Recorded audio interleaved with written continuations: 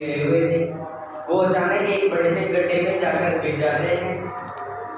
अब उन 3 मेंढकों में से एक मेंढक ऐसा था जो गड्ढे से बाहर निकलने का प्रयास ही नहीं कर रहा था। उसने स्वतः ही अपनी हार मान ली थी कि मैं इस गड्ढे से बाहर नहीं निकल सकता। और 2 मेंढक लगातार उस गड्ढे पर चढ़ने का प्रयास कर रहे थे। अब वो मेंढक जो चढ़ने का प्रयास नहीं कर रहा था वो कहता है कि ये गड्ढा बहुत बड़ा है, इससे बाहर नहीं निकल सकते, यहाँ पर ही रहना है। अब उन 2 मेंढकों में से जो मेंढक प्रयास कर रहे थे उनमें से एक मेंढक ने एक बार प्रयास किया, लेकिन वो फिसलकर वापस नीचे आ गया।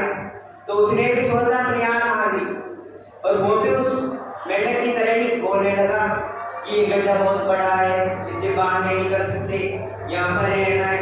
लेकिन एक मेंढक ऐसा था जो लगातार गिरने के बाद भी लगातार प्रयास कर रहा था। वो प्रयास करना नहीं छोड़ रहा था और उसके प्रयास का उसको यह परिणाम मिला कि वो 3-4 बार असफल होने के बाद में वो उस गड्ढे से बाहर निकल गया।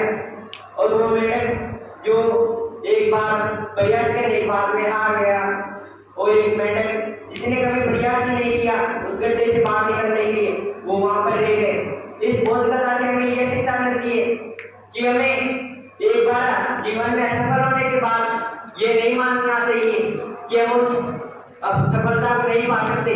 हमें लगातार प्रयास करने चाहिए और जब तक हम सफलता को नहीं पा लेते हमें अपने जीवन में प्रयास करना नहीं छोड़ना चाहिए।